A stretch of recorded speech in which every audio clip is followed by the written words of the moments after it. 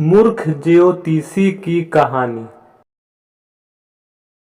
बहुत समय पहले की बात है। एक गांव में एक ज्योतिषी रहा करता था। उसका विश्वास था कि वह तारों को देखकर भविष्य पढ़ सकता है, इसलिए वह सारी सारी रात आसमान को देखता रहता था। गांव वालों के सामने भी वह अपनी इस विद्या के बारे में डींगे हाँका करता था। एक शाम वह गांव की कच्ची सड़क पर पैदल चलता हुआ अपने घर की ओर जा रहा था। उसकी नजरें आसमान पर चमकते तारों पर जमी हुई थी। वह तारों को देखकर आने वाले समय में क्या छुपा है, यह पढ़ने की कोशिश कर रहा था।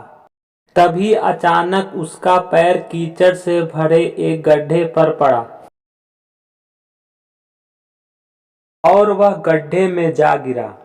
वह कीचड़ में लथपथ हो गया और किसी तरह गड्ढे से बाहर निकलने के लिए हाथ पैर मारने लगा, लेकिन एड़ी चोटी की जोर लगाने के बाद भी वह गड्ढे से बाहर नहीं निकल पाया।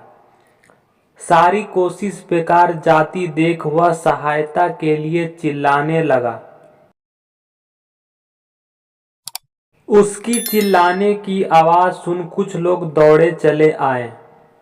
उन्होंने उसे गड्ढे में गिरे देखा तो समझ गए कि आदतवश वह आसमान में तारों को देखकर भविष्य को समझने लगा हुआ होगा और सड़क का गड्ढा उसने नहीं देखा होगा। उन्होंने उसे बाहर निकाला और बोले, तुम आसमानों में तारों को देखकर भविष्य पढ़ते रहते हो और तुम्हें यही नहीं पता कि तुम्हारे पैरों तले क्या है। भविष्य की तलाश में मत भटको, जो सामने है उस पर ध्यान दो। भविष्य अपना ख्याल खुद ही रख लेगा।